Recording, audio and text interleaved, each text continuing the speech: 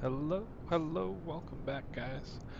Welcome to a full flap sim Radial Engine Mafia live stream. Um, First stream back in a while. Been busy doing some airline trips, but excited to get back into the Duckworks DC-3 mod and do a little bit of radial engine flying before we do some tagging along with V1 on his Americas tour. So we're here in the Pan Am modern Duckworks 7.3. We've got someone joining in there in the in the old tailwheel A330 mod. So I probably need to get with some of y'all and get my model matching figured out at some point here. So anyway, Stephen Hayner, what's good, man? How are you? Diabetic Lad, welcome, man. Team Vodka, Gus, welcome y'all to the stream. So here we are in some custom scenery downloaded just for Turk in let's see, where are we? I think we're in the U.S. Virgin Islands, and we're going to Princess Juliana Airport down in no, Princess Juliana's the divert. We're going to Saint Bartholomew Airport with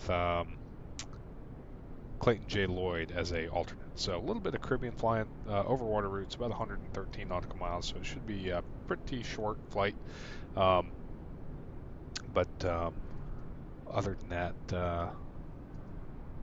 it should be pretty fun. Give us plenty of time to mess around with the DC-3. So, Blackbird, welcome, dude. I got a notification today that I'm getting a package from Blackbird that's due in, I believe, tomorrow. So our next stream will definitely be a 737 stream once we get the new Blackbird controls installed. Vodka, that's probably you. Should roll back the time. Well, this is sunrise. I've got the time artificially set to sunrise just for some shots, so it should get lighter as we keep going. So, yeah, the St. Bart's dive over the hill. We're going to try it. We're also going to bring enough gas to divert if it doesn't work out, but we'll see. I have not had the chance to test this. Vodka talked me into it, and so if it goes south, we're going to see it on stream. Luckily, I think that there's plenty of room for a go around there. So if we have to divert, then we will. Cool. Oh, vodka, yeah, you're at current. Yeah, I'd bump it forward a little bit for sure. So I am running live weather, so it looks like a real nice day in the Caribbean. So here we go. Blackbird, I bumped the volume up a little bit. Let me know how that is for you. I'm also talking a little quiet because I got a sleeping kid right next to me. So, all right, jumping in the DC-3. So to start off, for the Radial Engine Mafia folks, you need a couple of add-ons. You need the default DC-3. Oh, okay, got the shipping label. But okay, got it. Sweet. Well, I'm still looking forward to it. So as soon as I get that package from you, Blackbird, we'll do a 7.3 stream. So you need the default DC-3. That's easy. Then you need to go download the Duckworks mod. And then there's another mod by, I believe it's Captain Canada or Canada Mustache. There's a guy with a Discord. We can drop a link in our Discord here. But it creates a free castering tailwheel, which is accurate to the DC-3, and then it also modifies the engine so that you can start the engine correctly per real-world DC-3 procedures with the mixtures at idle cutoff. So those are the two mods that we've got installed. We've got the Duckworks DC-3 and then the castering tailwheel and engine start mod off of Duckworks Discord. So Pete Ski, welcome, man. So we will get into it. We're also flying the GPS-equipped DC-3. I think that'll be a little bit easier, for following along with the tour. But it's still pretty, as you can see, it's still pretty. It's pretty old school. So there's enough to manage with the radial engines and the analog flight instruments and stuff that a modern digital autopilot and GNS 530 are kind of the least of your concerns. So. Diabetic Lad, it's pinned in the Duckworks Discord too. Okay, perfect. Yeah, the castering and better icing simulation, 100%. That's the mod I'm talking about. And then the same guy who did that did an engine start mod that I believe is pinned in the Duckworks Discord. But if not, we'll go ahead and find it. So Uh-oh, Big Sim just texted me. He found out I pinged everybody in his Discord, so we better get off the ground before he comes to get us. All right, jumping in the DC-3. So all of your electrical and kind of engine start stuff here is up on the overhead. But the first thing we need to do is we need hydraulic pressure for the brakes. So you'll come back here, you'll open the hydraulic valve, verify that you have enough fluid here in this sight gauge, and then we'll operate this hand pump until we have about 500 psi, and then that'll hold the brakes for engine start. And you can see the gauges over there, so we'll pump these up into the green arc. There we go. All right, so there's about 750. We'll close the valve, and then that'll give us enough hydraulic pressure to get the brakes set and the cowl flaps open. So there we go. We'll set the parking brake. That is good to go. Now we'll drop the battery cart out. Here we go. And you'll see that just deploys from underneath. I don't think it's modeled in this particular livery, but in the older DC-3s, it's going to be modeled. It just drops out here, and that's where they hook up external power. So we've got the battery cart deployed. Landing gear warning horn, that's going to stay on. Battery switch goes to battery cart, which so we're running the airplane off of external power. Beacon switch comes on. Level 7, welcome man, radial time. AJ, that is vodka, but my model matching is gooned up, so we're going to see vodka flying along in an Airbus here. All right, position lights, we can go ahead and turn on. Pitot heat we don't need, engine primer, and prop de-ice we don't need yet. Okay, for the mags, this is the mags master switch, so if we pull off, that turns off all ignition for both engines, so we need to ensure that that is in. And then over here, we've got the generators. I'm going to bump the time ahead just a little bit so it's easier to see in the cockpit. There we go. Over here, we've got the voltmeter. There's no ammeter, or there is an ammeter over here, I guess, in the modern DC-3. Generators, cockpit lights. These are your prop feather buttons. So these will check during the run-up, which will automatically feather the engine and cut fuel if we need to, and then cabin lights, boost pumps, and starter energizers. So we are all squared away here, and we're going to have to warm the engines up. So we'll do all of our avionics setup after the engines are started. So we've got our hydraulic pressure up enough to get the cowl flaps open. Now we'll go ahead and close the doors. Close the doors up. Oh man, that's a cool screenshot with the grass there. How'd I get down in the grass? Oh, there we go. Yeah. All right, screenshot. Okay. Fire bottle is posted. We've got empty aux tanks and full main tanks, so that should work fine for us. Each engine feeds off its respective main tank. So we'll set the fuel selector for the left engine to the left main tank, and we'll set the right engine to the right main tank. Okay. Then we'll come down here to the underneath the throttle quadrant. Autopilot, that can stay on. The crossfeed is going to stay closed. These are our trims. Those are set to neutral. Parking brake is set. The tail wheel is unlocked, which is aft. Fuel selectors are to each respective main tank. Superchargers are low. Carb heat is off with the lock lever. For our props are full forward. Throttles are at idle, and then we'll bump those up about an inch. And then the mixtures are verified in idle cutoff. We verified that we have fuel in the main tanks. That's good. And we can go ahead and start. It doesn't really matter which engine you start first, but we'll go ahead and start the left up. And we'll see how loud these engine sounds are. So I must confess, I completely forgot what sound settings I used on the last DC-3 stream. So if I blow your ears out, I apologize. But anyway, no time to worry about it. Here we go. So this is an inertia starter. There's a couple of steps to this. So we're going to energize the starter by pressing this energize switch up, and that's going to spin up a flywheel that's going to store some momentum that we're then going to use to start the engine. So once the flywheel spun up, then we're going to hit mesh. We're going to count 9 blades, turn the mags on, and start priming the engine. Once it starts and fires, then we're going to take the left mixture and we're going to push it up into the auto rich detent. So you'll see there's a couple detents in the mixture. There's auto lean right there, automatic rich, and then emergency rich. And we want the auto rich detent. So if we go all the way into emergency rich, it could actually flood the engine and kill it. So so you want to get to auto rich when we push the mixture up. So catching up on the chat real quick. Oh, rip, Stephen Hayner, you took the A350 out for another test flight. Man, you should have done some radial flying with us, man. All right, here we go. Hopefully I don't get a WASM crash in the DC-3 now. All right, so energize.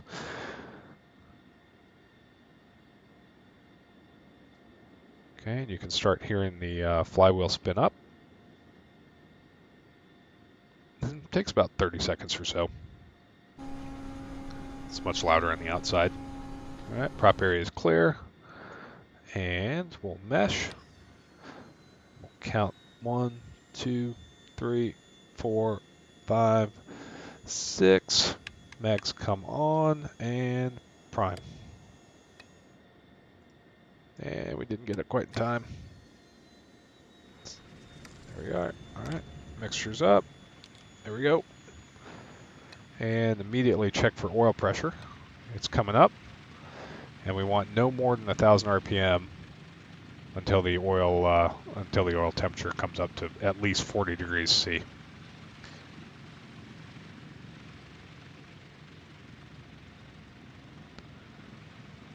Alrighty, so we got one going.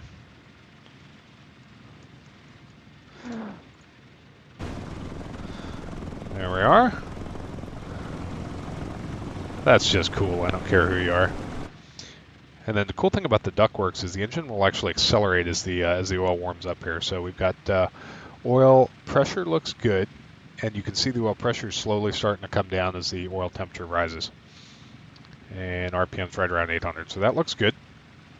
V1 in the house. Where's the auto ignition? 10 out of 10. Welcome, man.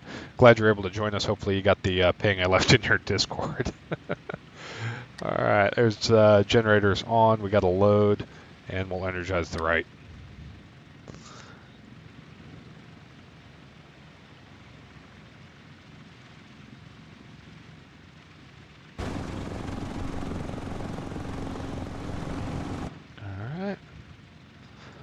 There we go, spinning up, and mesh. Got 1, 2, 3, 4, 5, 6 mags on, and prime.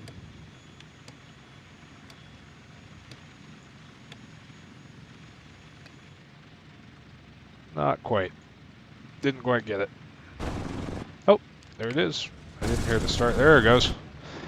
All right, and mixture comes up. And oil pressure's coming up. There it goes. So now you can see the number 1 engine, the throttles are at the same spot, right? The throttles are matched up, but you can see that number 2 is kind of slowly accelerating, and that's accurate because the oil is more viscous. It's still cold, hasn't warmed up quite as much, but we've got good oil pressure on both motors. Fuel pressure is good, and oil is coming up. Okay. So, hard to miss an everwood ping, 100%. All right, boost pumps are off. Those should have been on for start. That's okay. We'll reset the right generator, check that, and the avionics can come on. And now we can switch to battery power, stow the start cart, and we are ready to go.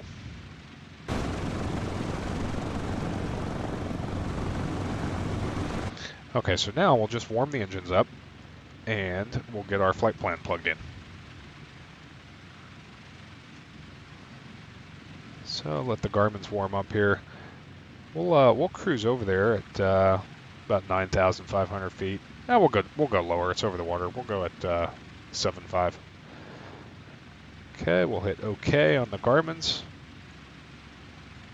And then we'll use the 530 today for our nav. So for our flight plan, we'll just go flight plan button, push the cursor, and the first waypoint that we're going to have on our flight plan is, let's see, Koi.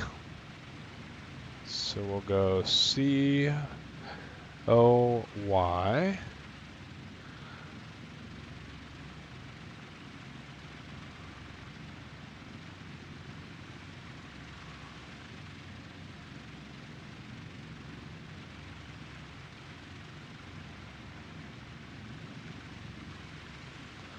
Alright, COY, and then, we're filed for airways. You know what we're going to do, chat? We're going to cancel IFR and we're just going to go VFR. How's that? We're just going to go straight there. So we're just going to go direct to TFFJ. So we're going to go here, direct to... No, I don't want to do that. I want to go directly to... And I might have to do it this way. There we go. TFFJ.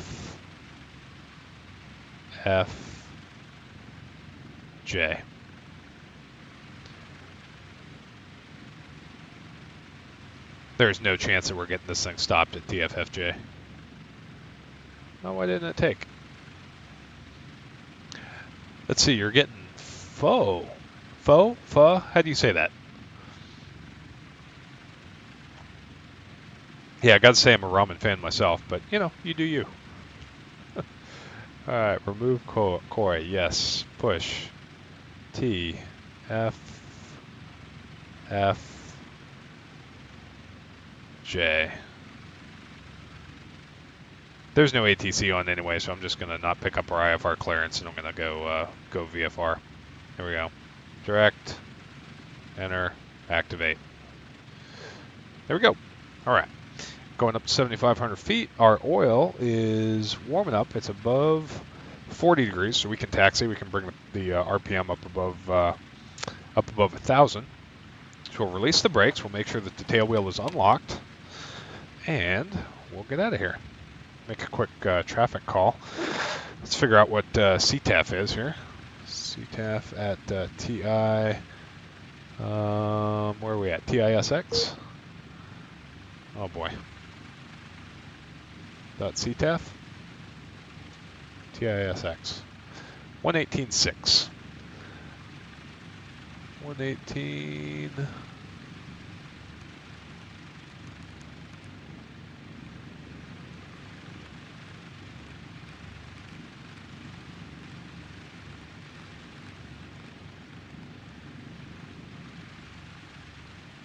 Okay, 118.6, and how do I swap that?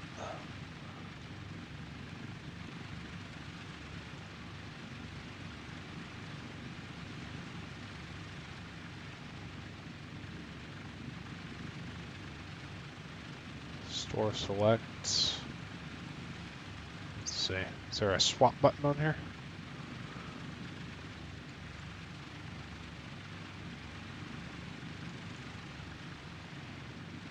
Chat, how do we swap the radios?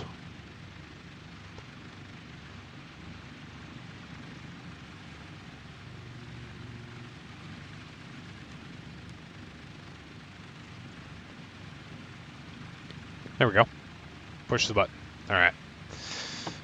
There we go.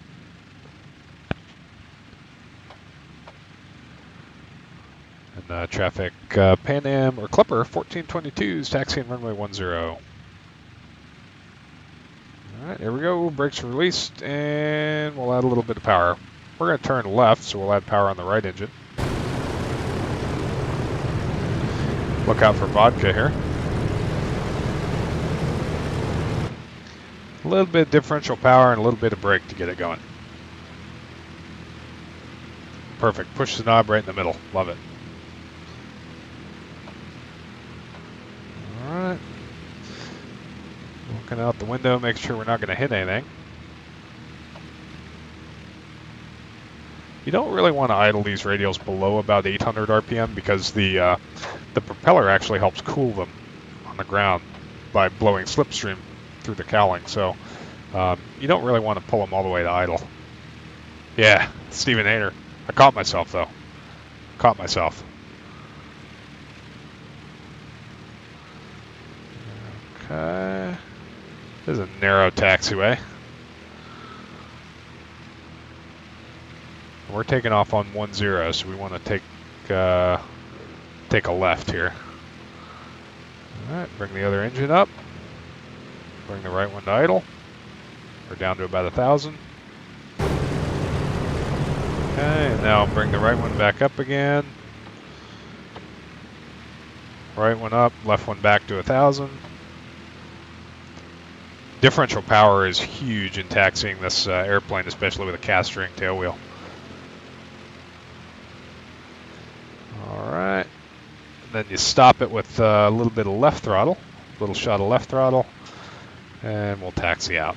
So you can see the throttles are split here to keep us going down the taxiway, and then a little bit of brake as required. Once you're on the straightaway, as a technique, you can lock the tail wheel, and that'll help more or less keep you going straight down the runway. Right.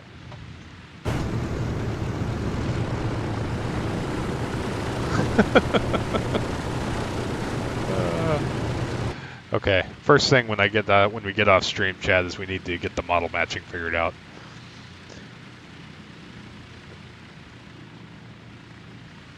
So I don't know how the brakes are on the DC-3, but on all the airplanes the older airplanes I've flown, the brakes are not really fantastic. So you want to keep your taxi speed under control.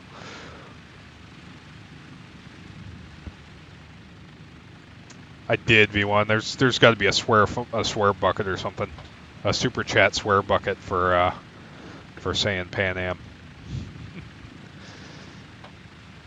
All right. And there's no wind today, so we can just keep ourselves pointed this way for the run-up instead of having to turn into the wind. But if there was a decent headwind, we'd want to point into it. So, all right, here we go. We got the elevator all the way up. While we put the brakes on, we don't want to nose over. It is a definite possibility.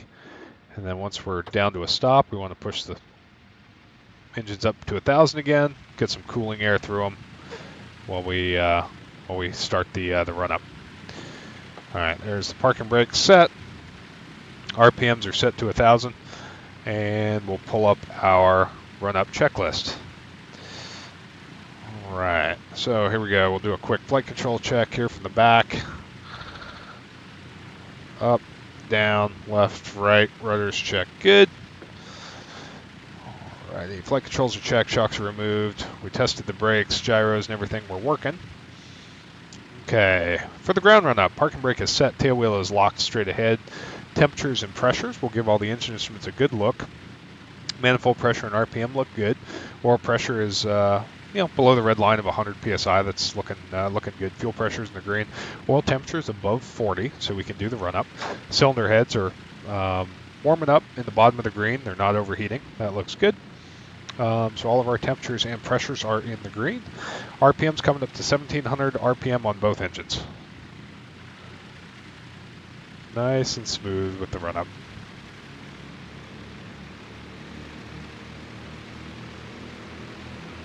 The sounds may be my favorite part of this mod.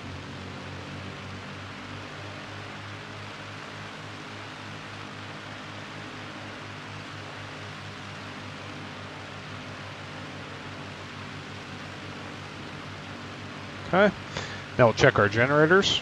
So we'll check for a load and an unload. So if we turn the left generator off, right one picks up the load.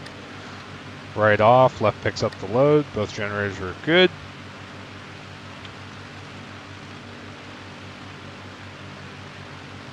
All right, and now the props, we can slowly cycle them 3 times. And you don't need to get them all the way down to the bottom of the range. You're just trying to get them at this point warmed up because they're hydraulically operated props. So you want to get warm engine oil up into the domes so that on takeoff they govern. Okay.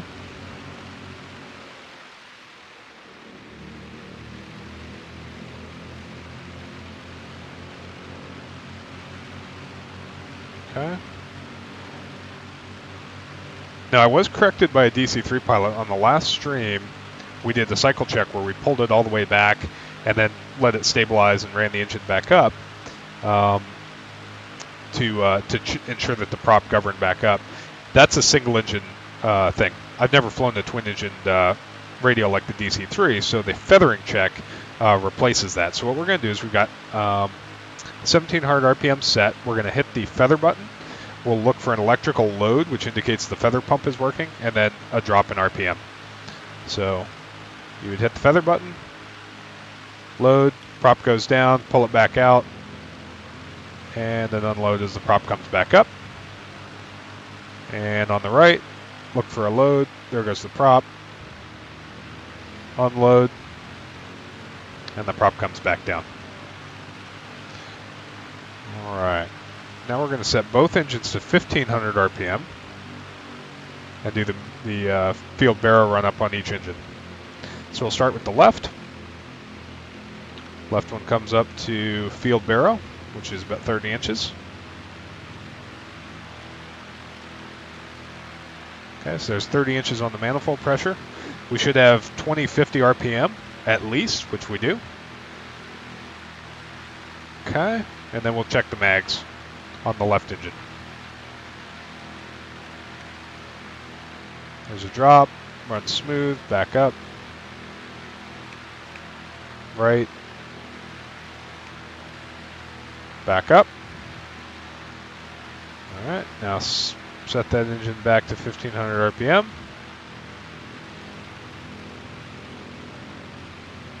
And up at the right. Up to field barrow. 30 inches on the manifold pressure. Should have at least 2050 RPM on the right engine, which we do. Do a mag check. Right mag. Both. Left mag. Both. Verify both magnetos are set.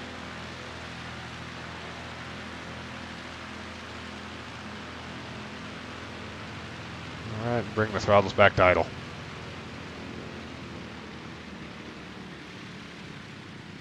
Okay, they've run it idle and then set 800 RPM.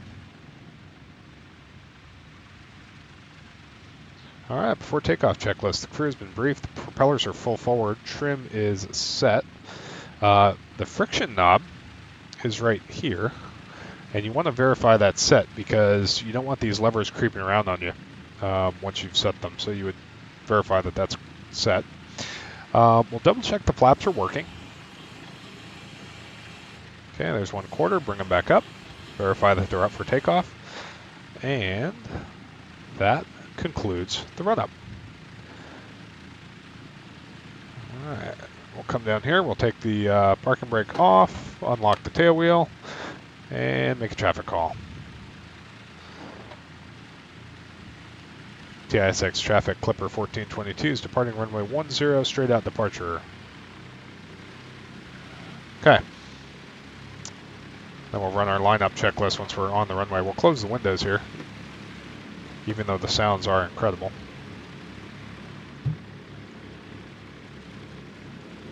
Again, using differential power to get lined up.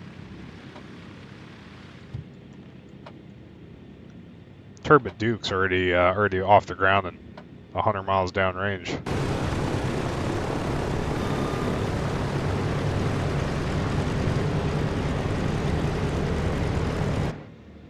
Okay, one last check at the temperatures and pressures. They all look good.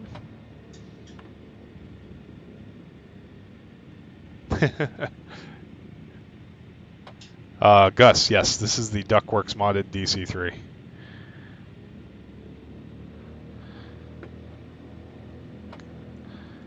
Okay, we'll get lined up in position here.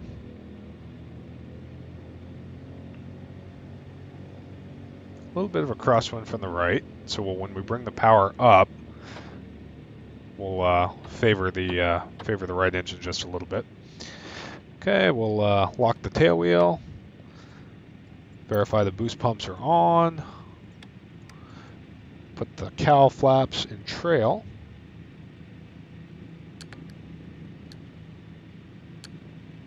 Okay, Lock the tail wheel. Landing lights come on. And run them up. All right, so yoke comes full back in your lap. We've rotated 85. Takeoff safety speed is 95 VYSE. So we'll hold the brakes. Run the motors up. That looks good. There's 30 inches off the brakes, all the way up to 48 inches of manifold pressure. Nice and smooth on the throttles. Don't want to overboost these engines. All right, there's 48 inches. Yoke comes smoothly forward. Aileron into the wind. Southwest Gilani 10. All right. Rudder to keep it straight. There's 85. Nice smooth rotation. All right. And you're up.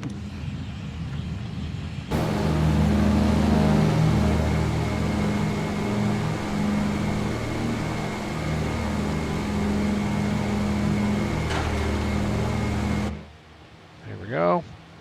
Go ahead and accelerate.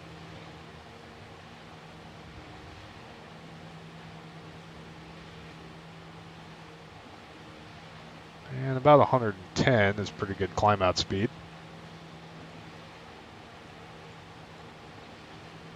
And we'll bring it back to climb power. Climb power is going to be 35 inches of manifold.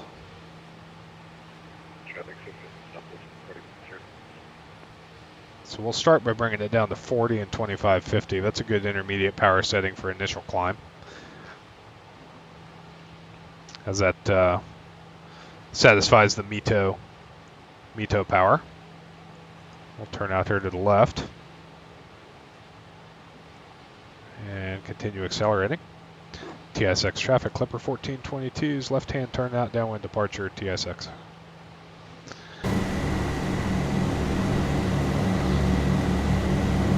Looks like vodka's on the roll.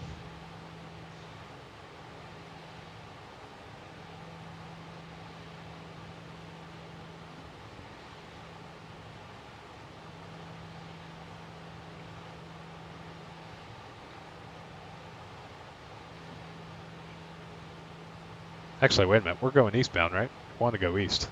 My airplane symbol slipped around on my GPS. All right, we'll just do a climb over the airport. That'll work.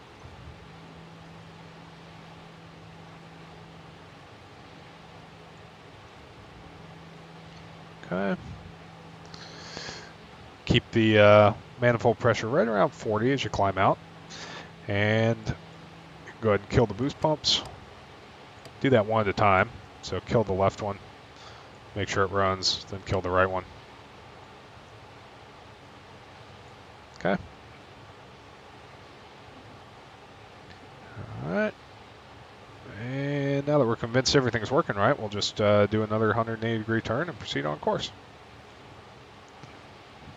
TISX traffic, Clipper 1422's left-hand turn to the east, last call, TISX.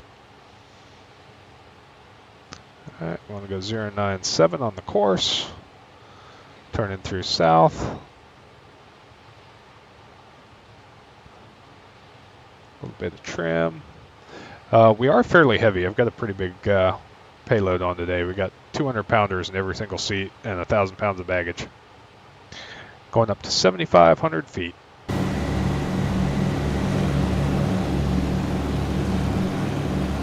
The nice thing about doing a climb over the airport too is it gives you options if you can the motor or something like that, but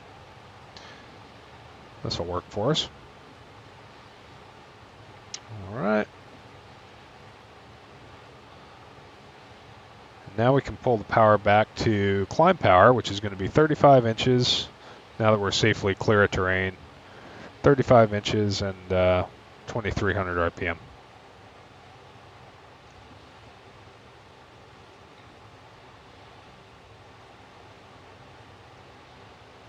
There's our passenger view.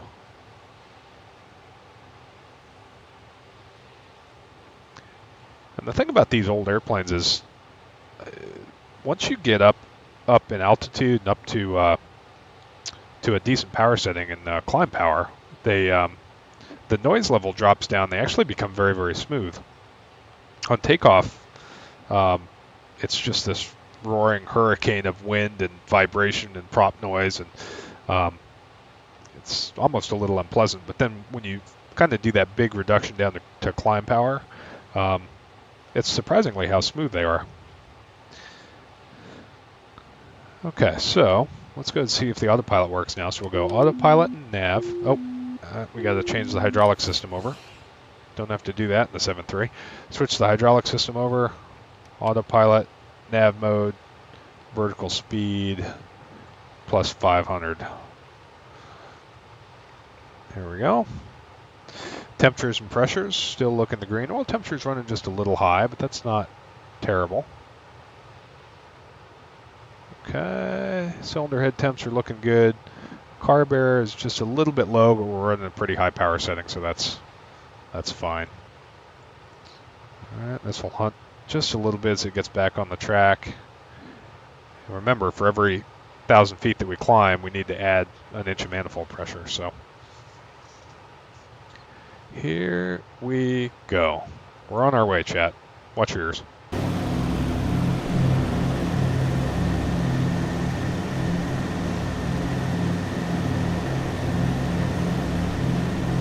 And off to another age of aviation. Climbing out at 140 miles an hour, that's pretty good.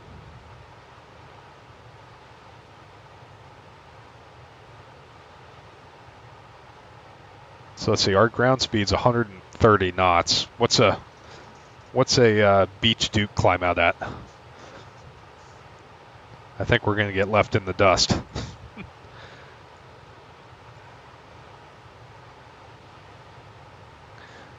Okay. As we climb out, we'll just keep an eye on the engine parameters. They all look good. There are no oil cooler flap controls in the DC-3 because it's all right down here. So these are the oil coolers. Those are the oil coolers underneath the engine, and there's no flaps or anything that control them. So the only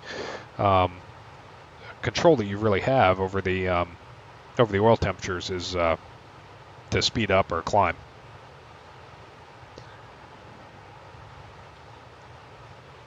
Stephen Hayner, yeah, nothing happens fast. Although, when you think about it, the DC-3 not being pressurized, you know, we're only going up 7,500 feet, so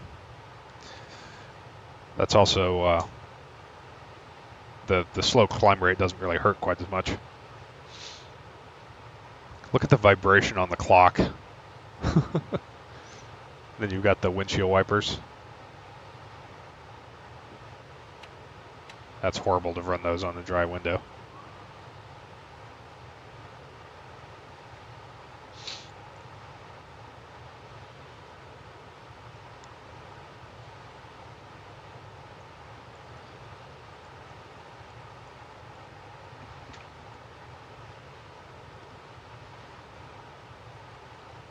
And we're definitely doing a cruise climb here because you know, we're climbing through 5,000 feet at 140 miles an hour. We could climb slower if we wanted.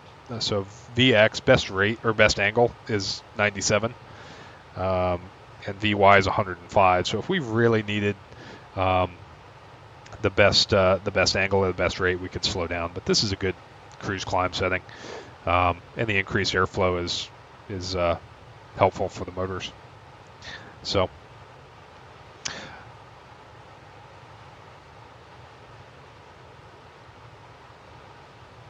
now the nice thing about the upgraded DC-3 is that navigation is pretty simple. So and we're just going in a straight line to St. Bartholomew, so TFFJ.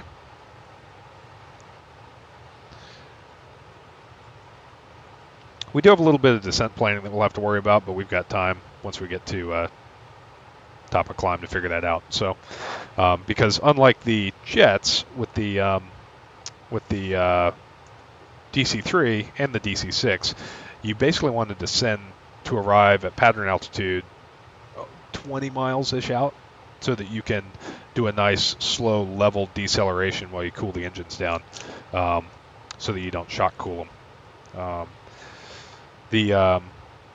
The pistons, like the Duke, are kind of the same way, but the airplanes generally, you can generally pull the engines back easier on a flat engine than you can on a radial. So on the DC-3, there's minimum approach power settings, right? So you can't go below basically 20 inches of manifold pressure in the DC-3 until you're committed to land. So that makes slowing down a little bit more difficult than a flat engine, where you could eventually pull it to idle and not worry about damaging anything.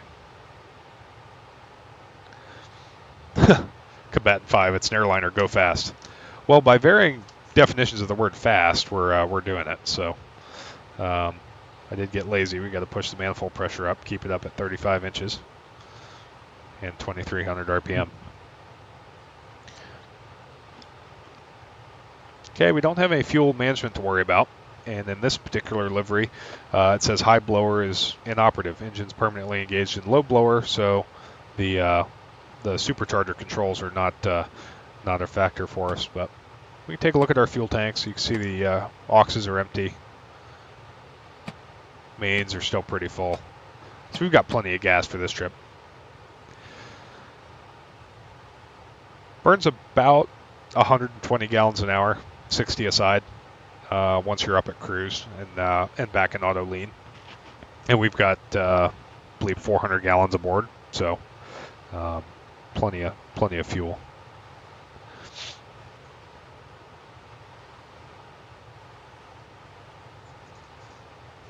Diabetic lad, high blower does work if you want, but at 7,500 feet doesn't matter. Oh, okay, nice. Combatant 5, you're talking about climb speed. Who cares about rate? Get where you're going. Yeah, 100%, 100%. Get pointed the direction you're going and get there. Get the people there as soon as you can. That's spot on, man.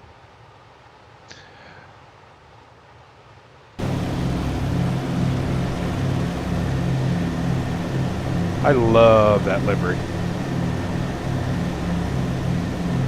I do love this livery, and the sound pack in this airplane is incredible. Whoever did the sounds for this nailed it.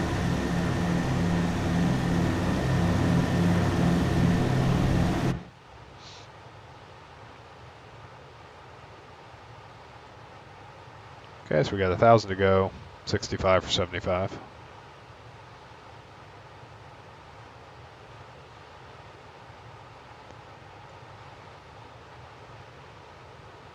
And now we do have to look up TFFJ. We'll do that once we get into cruise.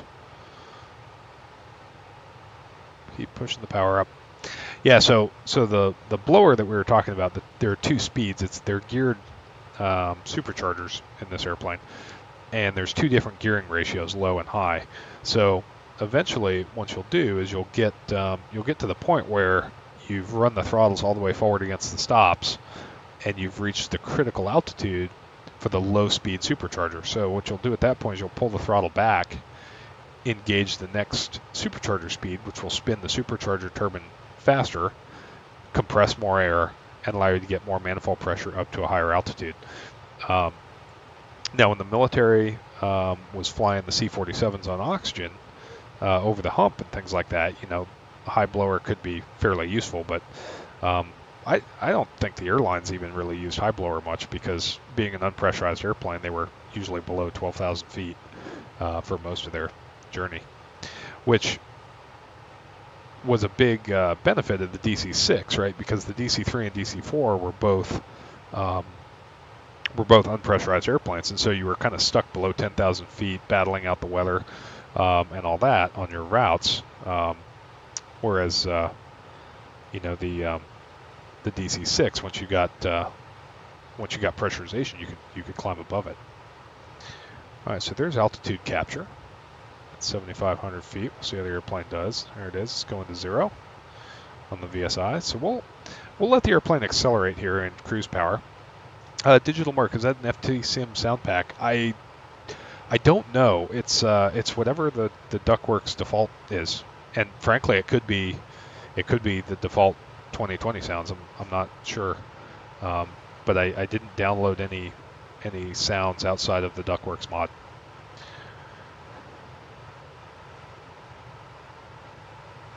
Okay, so 35 inches and 2300 RPM is a perfectly fine cruise setting. In fact, it's the Mito power, maximum except for takeoff, is 43 inches and 2600 RPM. So if you really wanted to, you could actually run this thing pretty hard. But the standard cruise power is 30 inches and 2000 RPM. So that's what we'll pull it back to. Now that we're kind of leveled off, we're on step, we're accelerating, we'll pull it back to 30 inches. And you want to do it nice and slow. And then 2000 RPM. Okay. Then we'll let the airplane stabilize at that power setting. Now the checklist I'm using is for a C-53, which is a variant that I'd never heard of, but it's a C-47 with Wright 1830 engines. And these are Pratt & Whitney R1820s, as you can see by the Pratt & Whitney logo right there. So the power settings may be a little bit off, but it's close enough for government work for what we're doing. All right, then we can run the cruise checklist. So pressures and temperatures are all looking good across the board. Oil temp is down in the green now that we're cruising, and cylinder head temps are good. We can close the cowl flaps. Get rid of that drag. Landing lights can come off. And fire hatch can be closed. So typically, and I think this is operator specific, but the buddy that sent me his checklist, they take off with this fire hatch open so that if they have to blow a fire extinguisher, there's one fire extinguisher and you just pick which engine it's going into and then pull the handle. So they take off like this, and then at cruise they close the hatch. And then the last thing we're going to do is we're going to pull the mixtures back. So again, kind of a rule of thumb in a twin. We're going to do it one at a time. But we're going to pull the left engine back to auto lean, which is a detent. And so we're just going to pull the mixture back until it clicks into the auto lean detent. We'll wait a minute or two, make sure that doesn't, nothing's, going haywire. And we'll do the other one. There we go. Okay. Carb air, a little bit cold, but we're running a high power setting, so I'm not super worried about carb ice. We're also out in clear air, so although you can actually get carb ice due to humidity. All right, we're on our way, chat. Doing 160 knots over the ground. Not too shabby for an old warhorse. Team Vodka. Okay, my autopilot's all over the place, left and right, won't hold direction at all. Are you flying the modern autopilot, this setup, or are you flying the original gyro pilot?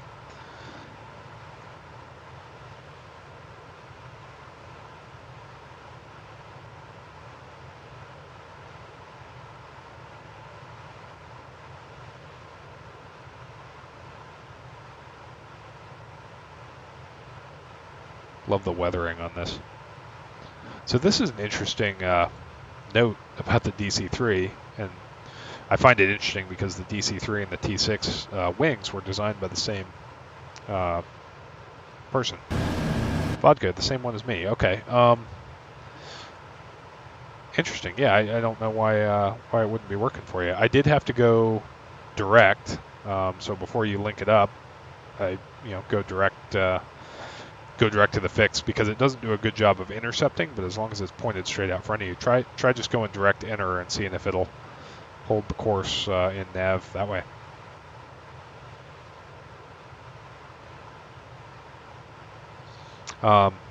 Going outside, so watch your ears.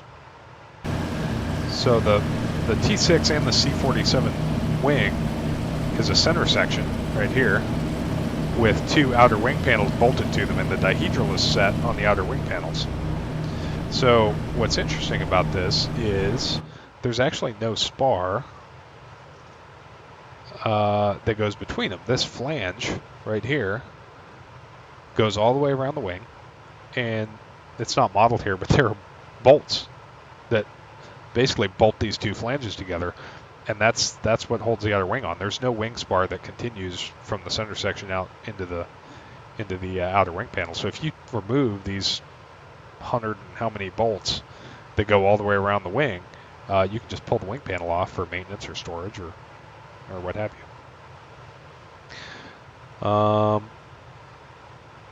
Even on heading, it'll hunt left and right. Interesting. I've never had that. I don't really know where to start with troubleshooting.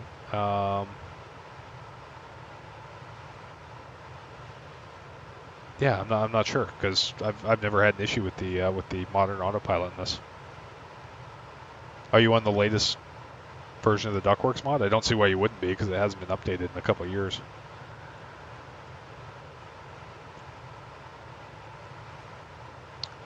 All right, for descent planning, the way we're going to do it, we're going to do a 500 foot per minute rated descent. So there's a couple different ways. The normal way is just, it's fine, you're back to manual flying. Old school, man, that's the answer. If the autopilot's not doing what you want, do it yourself.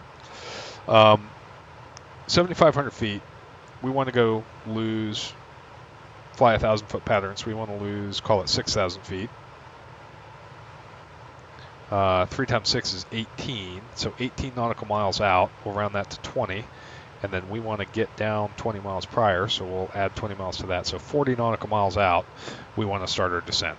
That's one way of doing it. The other way of doing it is if we want to do 500 feet a minute, we want to lose 6,000 feet. That'll take 12 minutes. Add 10 to that, so 22 minutes out, we should start our descent. So those are the two kind of ways. So either 22 minutes or what did we say, 40 miles? So we'll see how those line up. Let's see if we're doing 156 knots divided by 6. I'm trying to figure out how many miles a minute that is.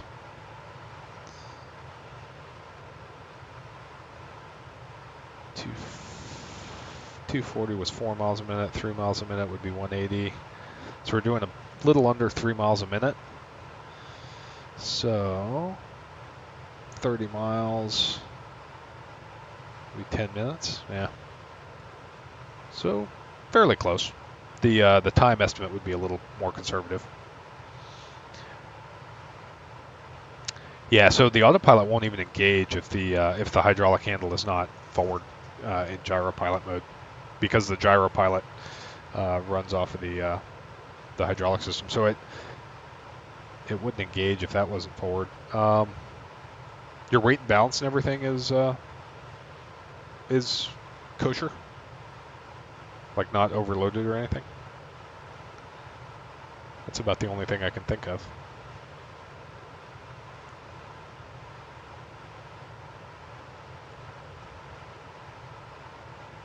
All right, I'm going to drop the sim sounds down a little bit, and then we'll step outside.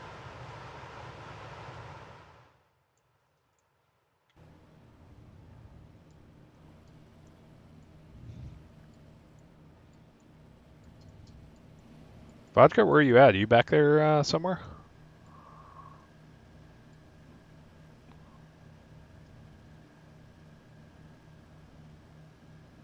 Even in the range, pretty close takeoff weight. Yeah, but I mean it should work even at takeoff weight.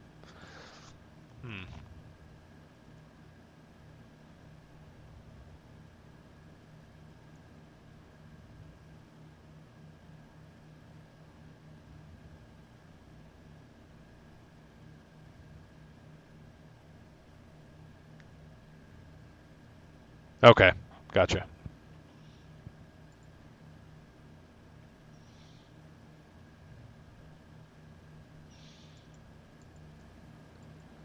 These old airline liveries are just so iconic. Can you imagine? This on a 7.3 or an A320? I bet this livery on an A320 would look incredible.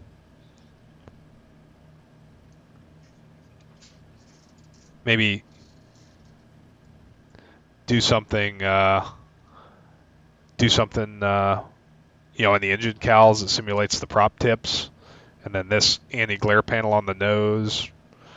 Somebody should do that. Fritz 340, you flew out of my home airport. Which scenery did you use? That was a freeware scenery off of FSTO that was uploaded, I want to say like 3 days ago. So it was pretty new scenery on TO, but freeware and super easy to install.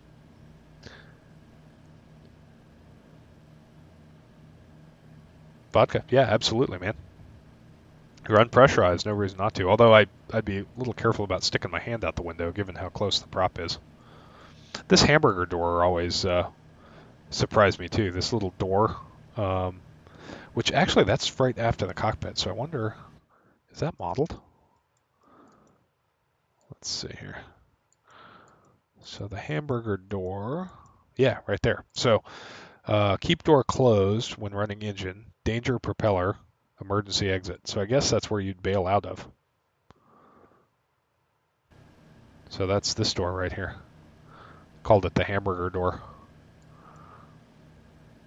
So I guess you could shut down the left engine and jump out, maybe.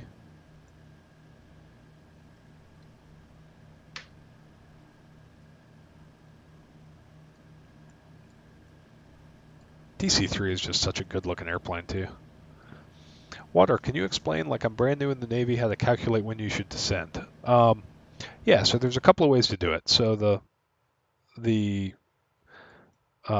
way we do it, the very back of the envelope math way to do it is figure out how many feet you need to how many thousands of feet you have to descend.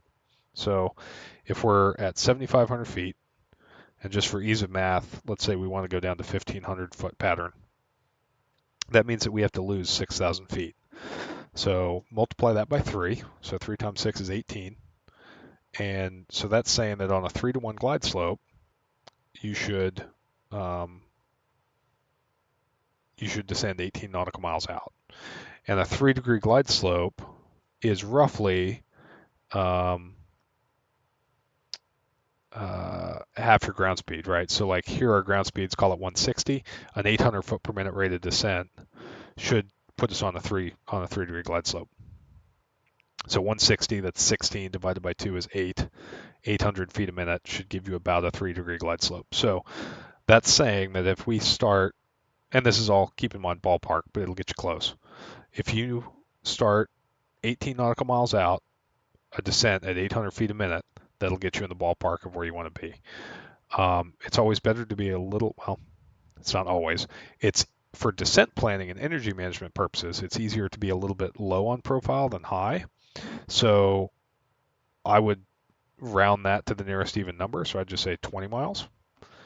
And then for the DC-3's case, we want to get down early, about 20 nautical miles, so that we can get the airplane slowed down and configured. So I'm going to add 20 miles, maybe 10 miles to that, and we'll descend around maybe 35 miles, something like that. That's how I'm coming up with that number.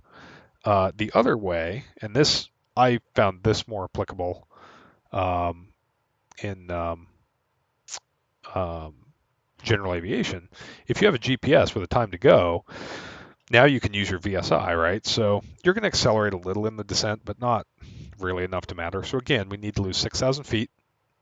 If we do that at 500 feet a minute, it should take 12 minutes to lose 6,000 feet. And then again, round that up to 15 minutes out. So when the ETE reads 15 minutes, down you go. So those are the two different ways. Fritz, you messaged him about updating the taxiways. We recently changed the designations on. Oh, you're the ops manager at TISX. That's awesome. Yeah, that's really cool. It's the first time I've done any flying out of that airport, but it was super cool. I love the scenery down there. Be even cooler in real life. You actually had a DC-3 visit last year. That's awesome. Vodka, you can lose 6,000 feet in 2 minutes. Can you reuse the airplane afterwards?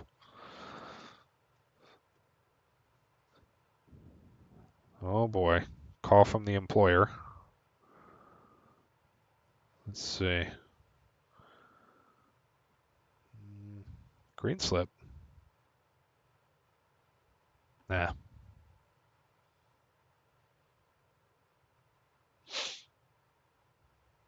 Okay. So we are getting close because we said 35 miles out. We're about 15 nautical miles out from that. So we'll take a look at our descent check, which is going to be mixtures rich, cowl flaps closed, carb heat as required, and airspeed. This one says 155 knots or slower, but this is a commemorative Air Force checklist, and the procedures that they're using flying these old airplanes now is different than they would have used in real life. So we're going to ignore the airspeed limit as we head downhill. Vodka, no. All right, so let's put our theory to the test here. So we're going to for descent, the mixtures are going to come full rich or to auto rich. Remember, we don't want to use the emergency position unless we have to. Sim sounds are coming back up. Okay. Mixtures are rich. Cowl flaps are staying closed.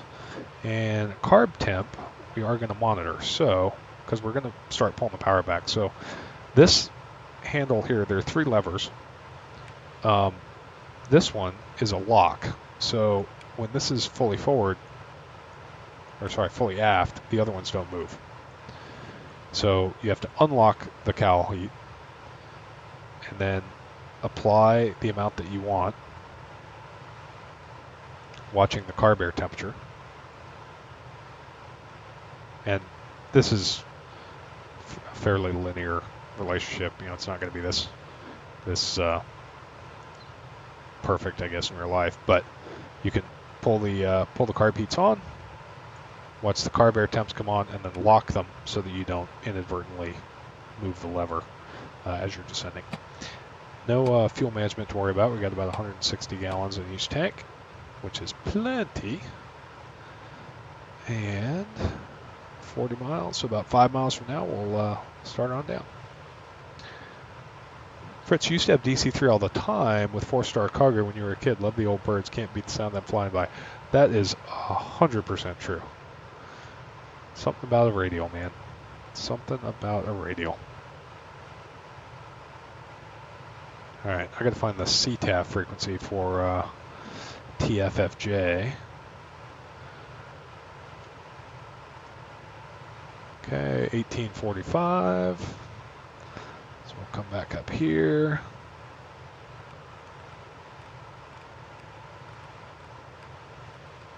There we go, 1845, and push the knob. There we go. Are we squawking 1200? Oh, shit. Sorry, chat. This is supposed to be a family-friendly channel, but we were not squawking. We're in Barry Seal mode. Barry Seal mode in the clapped-out cargo DC-3. Yes, vodka, linear. The relationship is not quite as linear in real life. Okay, so now as we descend, we have to talk about minimum power settings. So the power settings in these engines are all geared towards, there's a gearbox in between the engine and the propeller on these radials, most of them. And if you're familiar with the concept of gear lash, what you don't want to do is the engine is typically driving the propeller, which means all of those gears are meshed in the direction of transferring force from the engine to the prop. And there's a little bit of slop in them, just like every mechanical device.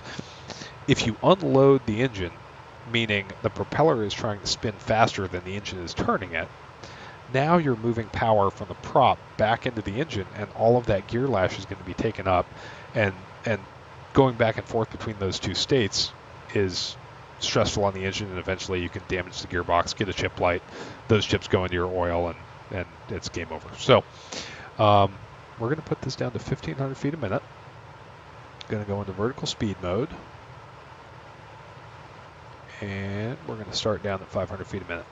So in order to avoid that, there are power settings that we don't want to go below. In the case of the Wright, the 1830, the minimum power setting is 19 inches of 20 inches of manifold pressure at 2,000 RPM. So we're at 2,000 RPM, which means we don't want to go below 20 inches of manifold pressure at any point until we are committed to land. The other thing we want to do is the stage cooling that everyone is familiar with on the flat engines, where you pull the power back, 1 or 2 inches of manifold pressure every 2 minutes to avoid shock cooling the cylinders. So here we go, 500 feet a minute down, and power's back to 28 inches, no lower than 20. And the idea is that if we can get down a little early, so we might actually go down to 700 feet a minute, then we can get down early and decelerate level as we get closer. Nabil, welcome, man. Glad you were able to finally make one. All right, we'll pull back to about 26 inches.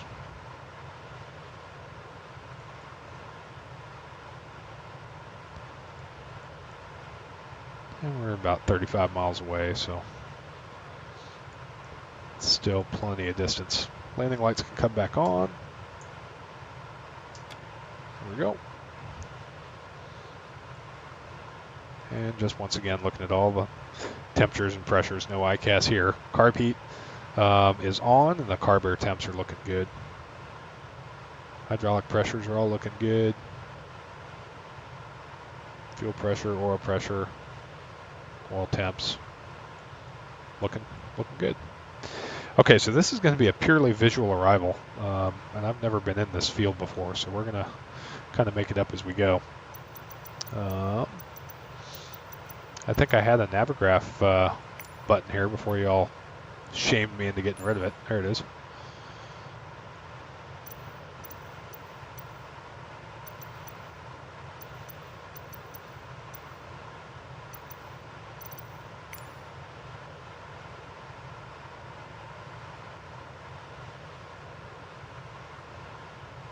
Oh.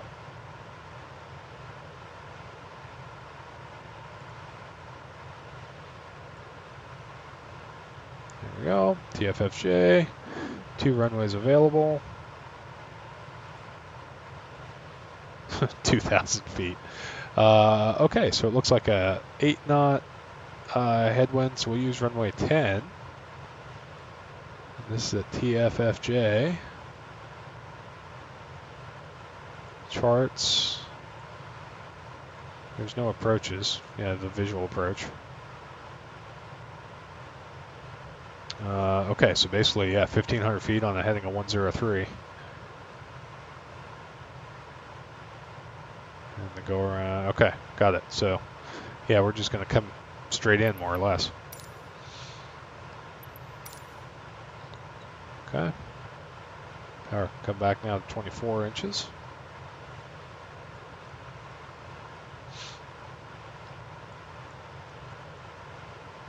And I want to get down a little bit sooner so we can get slowed down there. So we'll go down 1,000.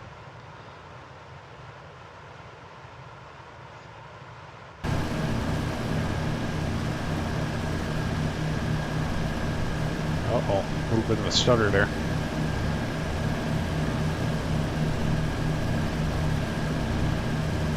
I didn't have a chance to pre-flight the scenery, so hopefully that doesn't cause us any issues.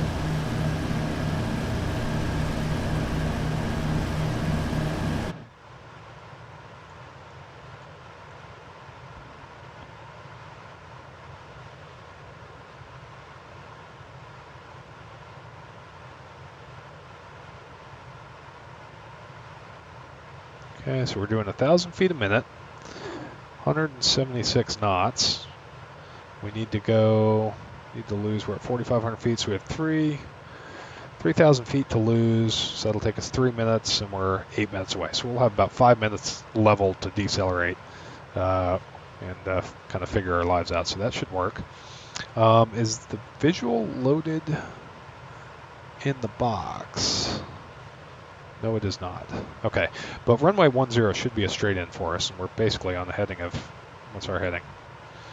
We are, yeah, basically 103. So this is basically going to be a straight in for us. So 2,000 foot strip. That's pretty short, but we'll see what we can do. We'll give it a couple of shots, and if we can't make it in there, we'll go to Princess Juliana. Tell Big Sim to pick up his parts in Princess Juliana instead. Ooh, we got some clouds out there. So let's turn on the pitot heat and the prop de-ice. And then the carb heats are already on. Okay. Actually, this is the Caribbean. I probably don't have, it's probably too warm for anti-ice. Oh yeah, outside air temperature is 20, so we don't need any of that.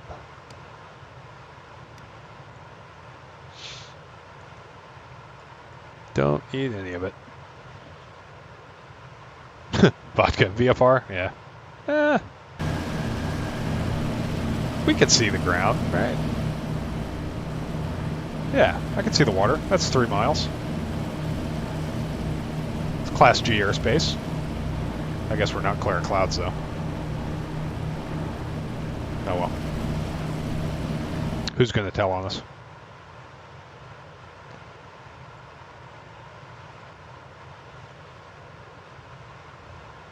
Is St. Bartholomew VFR, though? That's a good question. Anyone check the weather at our destination, TFFJ?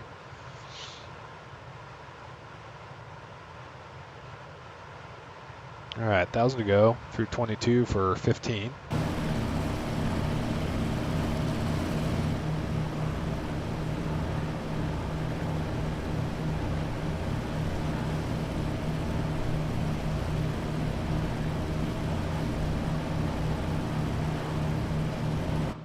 Yeah, we'll be able to get below this.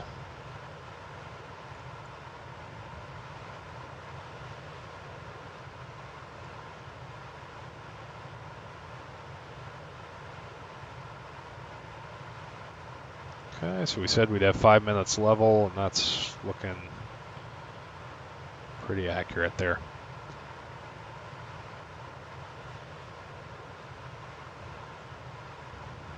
All right, there's the island. It's going to be VFR. Oh, there we go. Carlito, thank you. Wind 070 at 10 knots. Visibility 10 kilometers or more. Clouds broken at 22. And standard altimeter. Thank you very much. All right, so we are sitting pretty.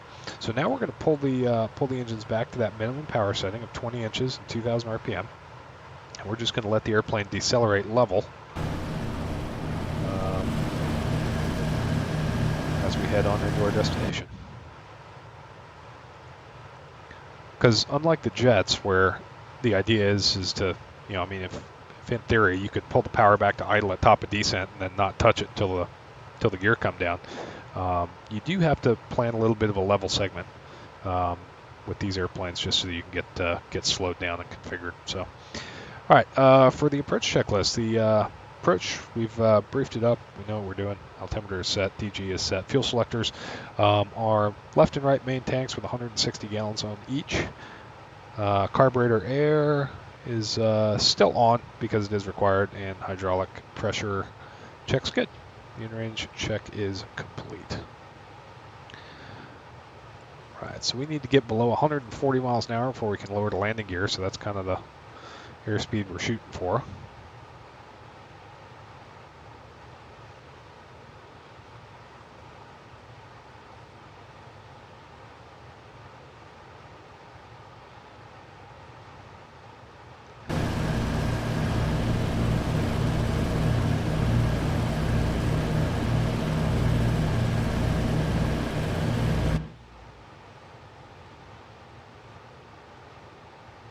So there's 140 miles an hour, so we can start slowly bringing the power up a bit because we don't want to slow down too fast.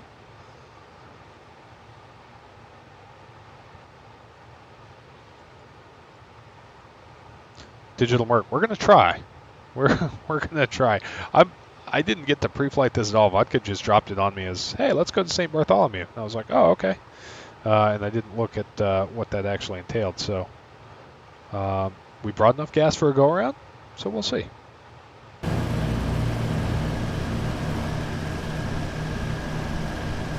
But we're going to try.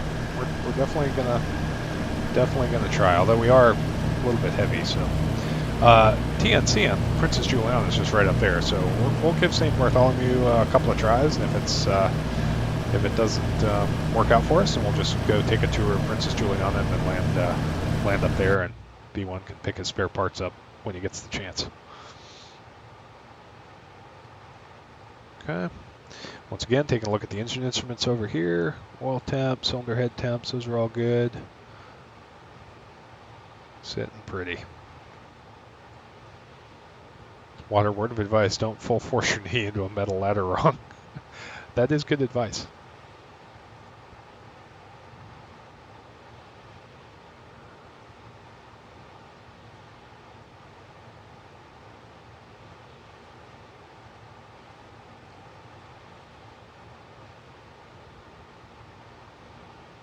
So we're at about a 10-mile final. About 5 miles or so we'll go ahead and configure.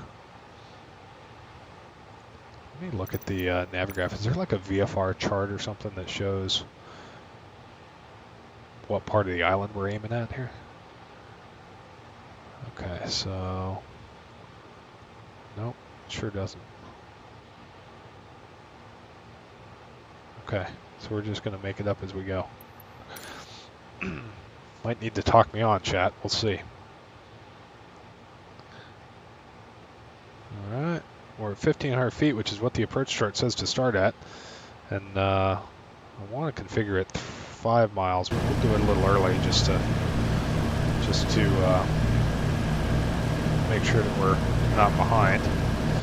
All right, so we got gears down with a green light. Flaps are 1/4, which is 130 knots or less. Okay, and then 100 is our speed for the last, basically the rest of the flaps. So,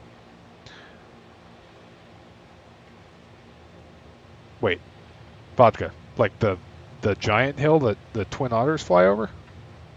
You wouldn't do that to me, would you? All right, here come the rest of the flaps. So we're configured.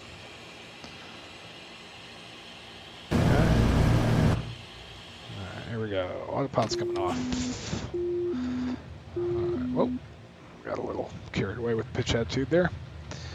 Alright, power. We're going to set the props to 2,300 RPM. And actually, just in case of a go-around, we're going to set 2,600 on the props.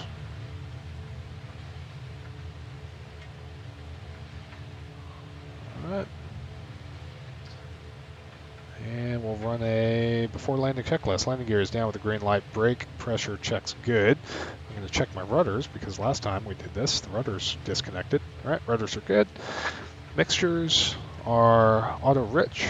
Carb heat comes to cold per the checklist. So take the lock off. Oh, don't do that. Take the lock off. Carb heats come to cold. And locked. Okay. Cowl flaps go to trail.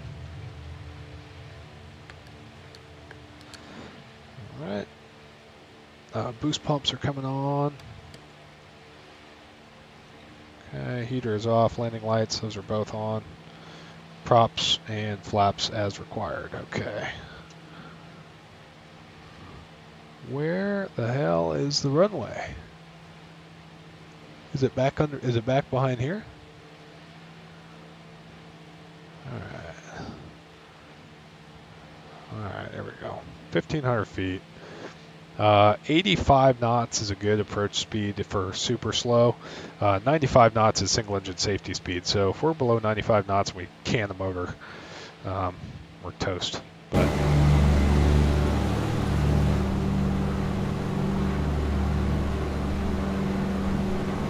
okay, here we go. I can't believe you sprung this on me. Okay. All right, here we go.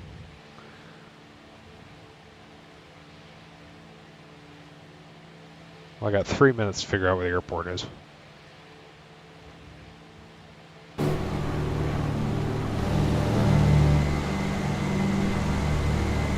landing lights aren't actually on.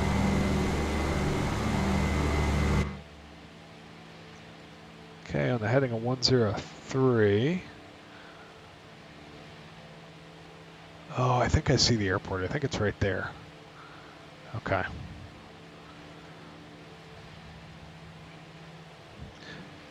Water, yeah, I think 85 knots is about all I can give it. So, let's see here.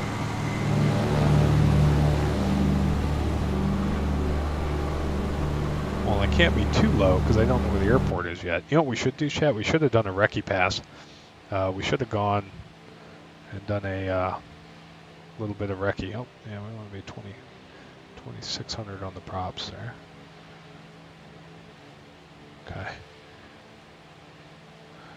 Alright, the island's starting to jet in here, so... Oh, there it is. Oh! Oh, this will be a piece of cake, chat. Alright, I see the runway. Okay. Let's see where we're going here. Isn't this the one where the guy went off the end in a Piper something or other? Like a Navajo?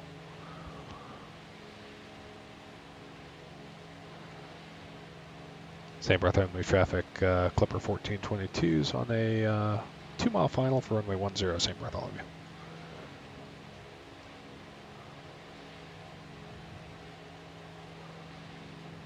All the cruise ships and everything in the harbor. That's pretty cool. Alright, we're getting a little fast.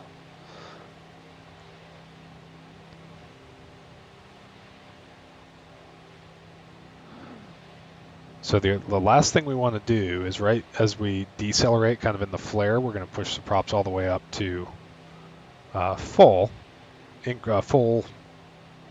fine pitch. And that's going to allow us to have full takeoff power in the event of a go around. Airport's a little brown patch. Well, I'm wearing my brown pants, so that works. Hey Jay, we're going to die, chat. We're going to be fine. I mean, this is a golden age airliner, man. Airports weren't much longer than 2,000 feet anywhere when this thing was in its heyday. Now, as far as taxiing back, I'm not sure, but we'll see. We'll see how it goes. All right. So there is a safety concern here in that we're at 90 knots, which is below safe single engine speed. So if we can the motor here, we'd be kind of effed, but all right. Props are full. Oh boy. Whoa. Oh boy. Don't want to land on the road. Whoa, chat. This is tricky. Touchdown zone, never heard of her. All right, we're on. Are we on? Nope, we're not on. Going around. All right. Max power, 48 inches. Don't stall it. Positive rate, gear up. Go around out over the bay. All right, we're gonna have to try that again, chat. All right, don't stall it. Flaps to half. Okay, there's 80. Flaps to a quarter. Oh, that got spicy. Okay. All right, flaps up. There's 95 knots. Pull it back to METO power. St. Bartholomew traffic. Clipper 1422 is going around runway 10. Try it again. That road.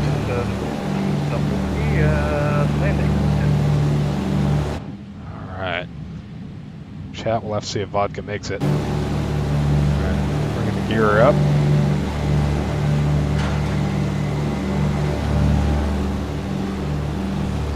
Look at this, though. How cool is this? Diabetic lad, that was a technique wave off for sure. We're going to try it again, though. That was fun. We're going to give it one more shot, and if that doesn't work, then we're going to St. Martin. All right. All right, we're below 140. Gears coming down.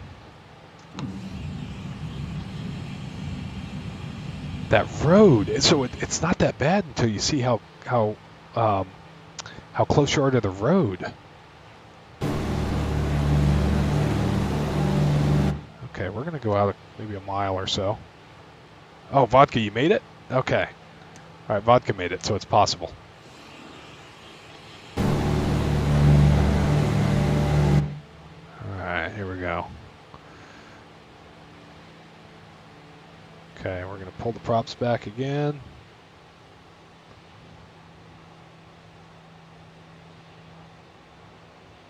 Pulling the power. All right, 30 inches, here we go. Bartholomew traffic, Clipper 1422, started final for runway 10, St. Bartholomew.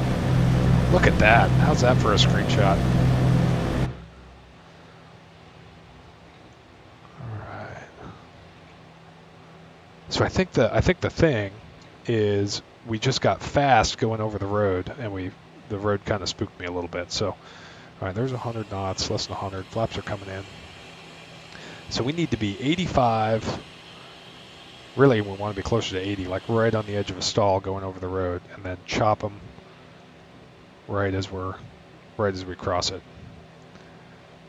It ain't going to be smooth, Chad, but we'll get in there this time.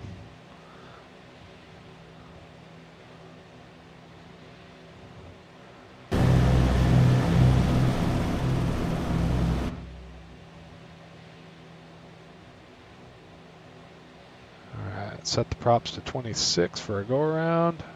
Actually, we're on the fine stop, so we can just go full forward.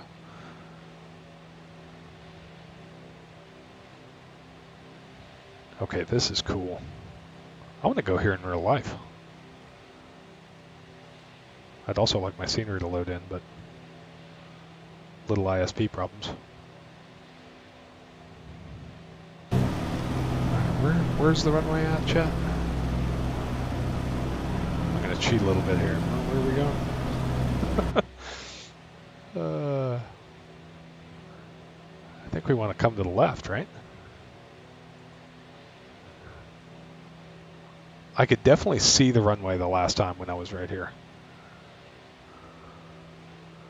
But we're too fast. We need to be at 80. Oh, yeah, the runway's over here. Oh boy. Okay. All right, here we go. Yep. Okay. All right, we're doing it. No, I see it, Vodka. Maybe, right? Yeah, there it is. Yeah, there it is. Okay. All right, here we go. Got to pull the power back here.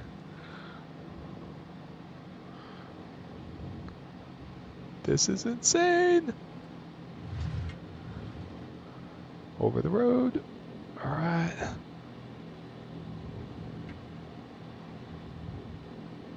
Don't float, don't float, don't float, don't float. There we go, we're down.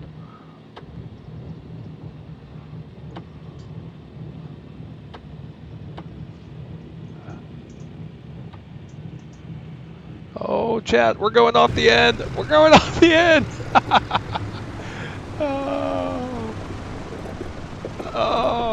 Oh, we made it. I'm calling that made it. The props are still good. All right, unlock the tail wheel. There we go. Oh boy. Hit the beach here. Trying to taxi, we're going this way. Luckily it's shallow water here. Someone's gonna have to do a saltwater intrusion inspection.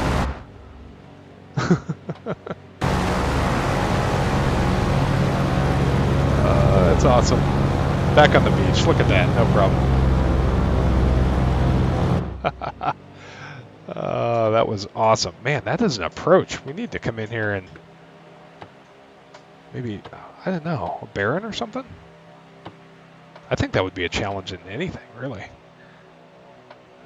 Let's get pointed the right way here. All right, we'll lock the tail wheel.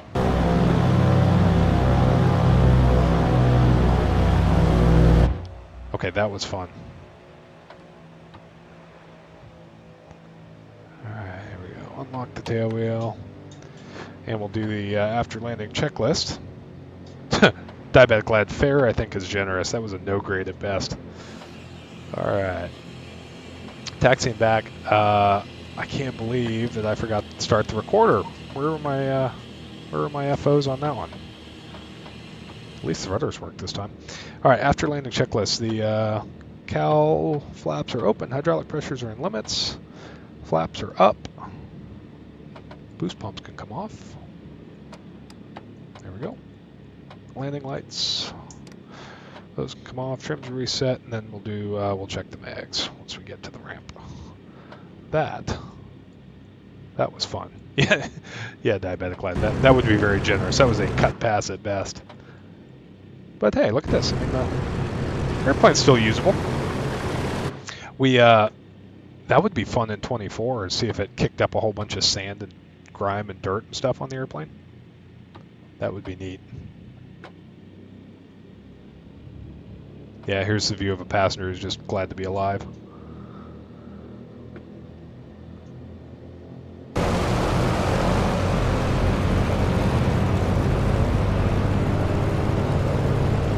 Hey, look at this scenery. It's pretty good. Enjoy some of that cool island air. Enjoy taxiing to DC-3 for the last time, because I think we're getting fired, chat. I think we're going to get let go.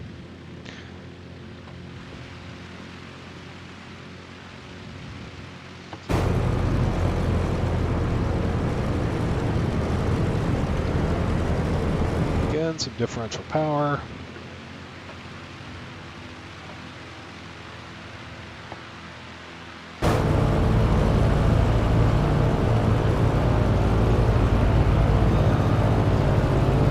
Vodka, did you record yours? I'm going to have to look at that in chat later.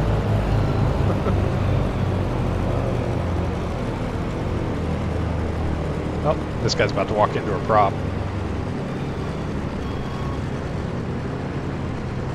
There we go. Spin it around.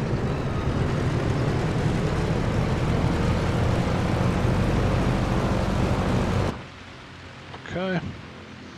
Good enough. Set the parking brake. Ladies and gentlemen, welcome to St. Bartholomew. All right, engine oil scavenging, 1,200 RPM. All right, and you wonder why Pan Am went bankrupt. All right, so there's 1,200 RPM, so we're just going to let the engine sit there for about a minute or so while we scavenge the oil out.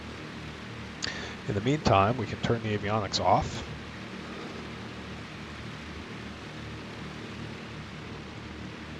Okay. Alright, and now, I don't know if the Duckworks will let us do this, but we're going to try mag grounding. So once we're done scavenging, we're going to pull one to idle, and we're going to briefly shut the mags off, and then turn them back on, and see. It does, okay. So what you can see there is that you're basically checking to make sure that the magnetos turn off. Right? And you don't want to do it at a high power setting because you'll backfire. But basically what we did is we brought the left one back to idle, and then we just briefly shut the mags off, listened for the engine to die, and then turned them back on. So now we know that the magneto switch works. So we're going to do that for the right one as well.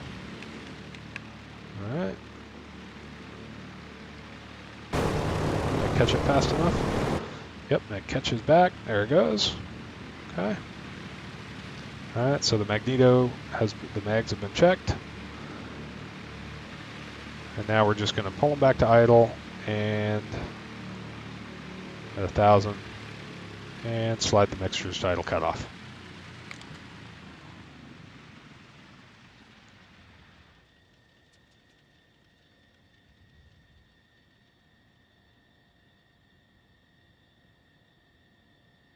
There we go. All right.